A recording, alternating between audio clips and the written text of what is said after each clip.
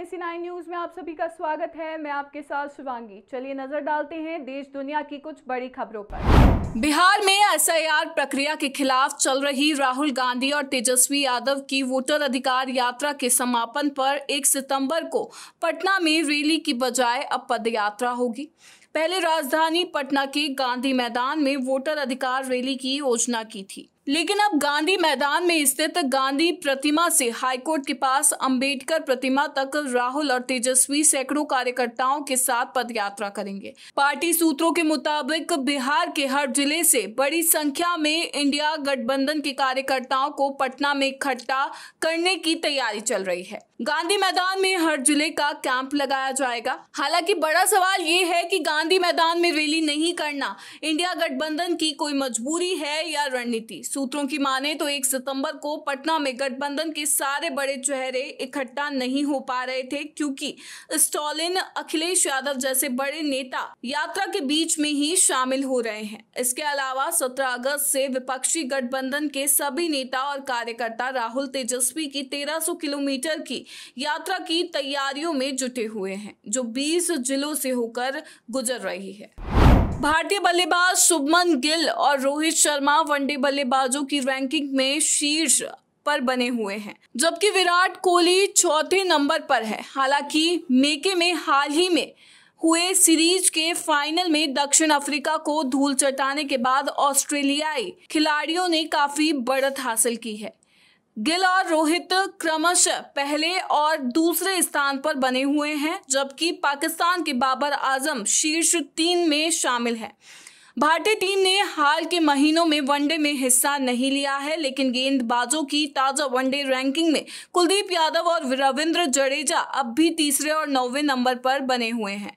रोहित और कोहली T20 और test cricket से संन्यास ले चुके हैं, लेकिन दोनों वनडे प्रारूप में सक्रिय हैं।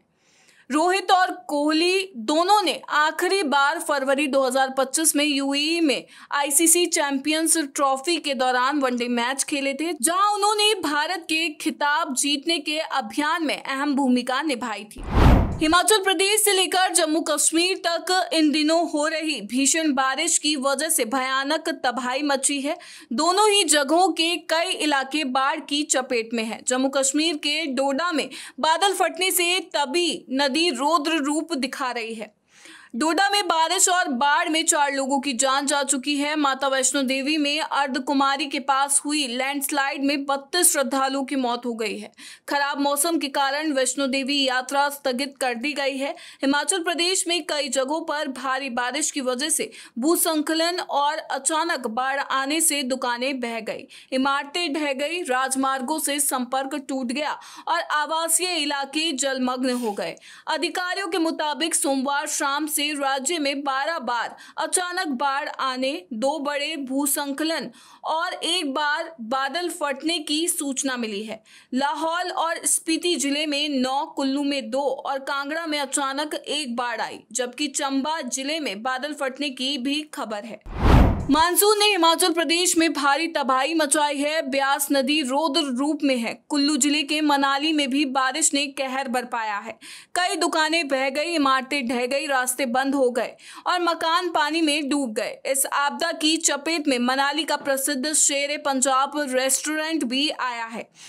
वायरल हो रहे वीडियो में देखा जा सकता है कि इस आइकॉनिक रेस्टोरेंट का सिर्फ गेट वाला हिस्सा ही बचा है। पीछे का पूरा हिस्सा बाढ़ में बह गया है। शेर पंजाब रेस्टोरेंट ब्यास नदी के किनारे पर बना हुआ था। मनाली घूमने आने वाले टूरिस्टों के बीच ये काफी प्रसिद्ध था, लेकिन इस बार मॉनसूनी आपदा की मार ये सह नहीं पाया। इसकी सिर्फ आगे वाली एक दीवार ही बची है, बाकी का पूरा हिस्सा बाढ़ की भेंट चढ़ गया। देश भर में गणेश चतुर्थी बड़ी शानदार तरीके से मनाई जा रही है। हर साल की तरह इस बार भी अंबानी परिवार धूमधाम से गणेश जी को अपने घर लाए। उनके अलावा टीवी सेलेब्स ने भी अपने घर पर गणपति बप्पा की स्थापना की है। दरअसल बुद्धि, समृद्धि और नई शुरुआत के देवता भगवान गणेश के सम्मान में मनाए जाने वाले इस उत्सव में भक्त पंडाल सजाते हैं और ढोल, नगाड़ों, संगीत और पारंपरिक रीति रिवाजों के साथ बप्पा का घरों में स्वागत करते हैं। ऐसा ही इस समय इन सेलेब्स के घर नजर आ रहा है। अंबानी परिवार के साथ ही अंकिता लोखंडे, सोनू सूद, भारती सिंह हर कोई इसे धूमधाम से मना रहा है। इसके वीडियो भी सोशल मीडिया पर वायरल हो रहे हैं। गणपति बप्पा के आने से पहले ही एंटीलिया को सजा दिया गया था। अब अनंत अंबानी और राधिका अंबानी एंटीलिया 4 राजा को घर ले आए हैं। अनंत अंबानी और राधिका अंबानी ने गणपति बप्पा की पूजा कर उनसे आशीर्वाद लिया और फिर बप्पा को एंटीलिया में स्थापना के लिए लेकर आए। राजस्थान उच्च न्यायालय ने सब इंस्पेक्टर भर्ती 2025 से जुड़े एक महत्वपूर्ण मामले में आदेश दिए हैं। अदालत ने स्पष्ट किया है कि साल 2021 की भर्ती परीक्षा में शामिल हुए अभ्यर्थियों को भी इस बार की चयन प्रक्रिया में सम्मिलित किया जाए। हाईकोर्ट के इस फैसले के बाद से छात्रों ने राहत की सांस ली है। इस मामले पर आज यानी बुधवार को जस्टिस आनंद शर्मा की एकल पीठ ने सुनवाई की, जो याचिकाएं छात्र राम गोपाल सहित अन्य अभ्यर्थियों के जरिए दायर की गई थी। जस्टिस आनंद शर्मा ने इन याचिकाओं पर प्रारंभिक सुनवाई करते हुए छात्रों को सब इंस्पेक्टर भर्ती 2025 की चयन प्रक्रिया में शामिल करने का फैसला करते हुए ये निर्देश पारित किए। छात्रों की तरफ से केस को लड़ रहे अधिवक्ता हरेंद्र नील ने मामले को लेकर सारी जानकारी दी। बीकानेर के नोखा में एक बड़ा ट्रेन हादसा टल गया। बुधवार को दिन के समय जोधपुर से जम्मू जा रही एक एक्सप्रेस ट्रेन के 2 डिब्बों में अचानक शॉर्ट सर्किट से आग लग गई। यात्रियों ने धुआं उठते देख तुरंत आपातकालीन चैन खींचकर ट्रेन को नोखा नागौर आउटर सिग्नल पर रुकवा दिया। यात्रियों की सूझबूझ से एक बड़ा हादसा होने से बच गया। ट्रेन में आग लगने से हर तरफ हड़कंप मच गया, लेकिन यात्रियों और रेलवे कर्मचारियों ने तुरंत कार्रवाई की। मिली जानकारी के अनुसार ट्रेन में लगे अग्निशमन यंत्रों की मदद से आग पर काबू पा लिया गया। बताया जा रहा है कि ट्रेन के चमड़े में तकनीकी खराबी के कारण यह आग लगी थी। राजस्थान हाईकोर्ट ने आसाराम की जमानत की अवधि को बढ़ाने से इनकार कर दिया। सिविल अस्पताल अहमदाबाद की रिपोर्ट को आधार हाईकोर्ट ने आदेश दिया। रेप के मामले में आसाराम आजीवन कारावास की सजा काट रहा है। अब 30 अगस्त को आसाराम को सेंट्रल जेल में सरेंडर करना होगा। आवश्यकता पड़ने पर आसाराम दोबारा आवेदन कर सकता है। जस्टिस दिनेश मेहता और जस्टिस विनीत कुमार माथुर की डबल बेंच ने फैसला सुनाया। आसाराम ने खराब स्वास्थ्य के आधार पर हाईकोर्ट ने आसाराम की अंतरिम जमानत की अवधि को 29 अगस्त तक बढ़ा दिया था। अंतरिम जमानत बढ़ाने के लिए फिर आवेदन किया था, जिसे कोर्ट ने खारिज कर दिया। आसाराम के स्वास्थ्य की जांच अहमदाबाद के सरकारी अस्पताल के 3 डॉक्टरों की टीम ने जांच करके रिपोर्ट दी। मेडिकल रिपोर्ट के आधार पर आज 27 अगस्त को जमानत की अवधि को आगे बढ़ाने से इनकार कर दिया गया। राजस्थान के मुख्यमंत्री भजनलाल शर्मा ने सूबे के पार्टी के सांसदों, विधायकों और वरिष्ठ पदाधिकारियों के साथ 2 दिन तक अहम बैठकें कर लंबा मंथन किया है।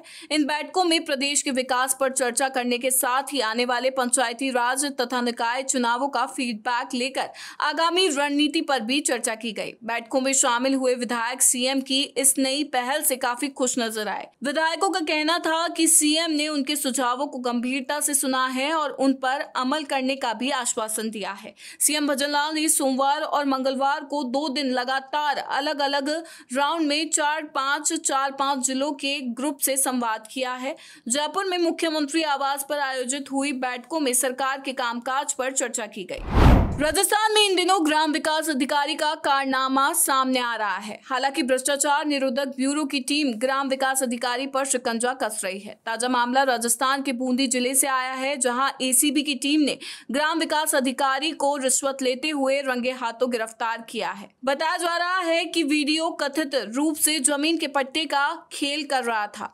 इसके लिए वह रिश्वत की मांग कर रहा था। एसीबी की टीम ने ग्राम विकास अधिकारी कन्हैया लाल को 6000 रुपए की रिश्वत लेते गिरफ्तार किया है। वह परिवादी से जारीशुदा पट्टे के रजिस्ट्रेशन के नाम पर रिश्वत की मांग कर रहा था। NSE9 न्यूज में फिलहाल इतना ही। आगे की खबरों से अपडेट रहने के लिए बने रहिए NSE9 न्यूज के साथ। नमस्कार।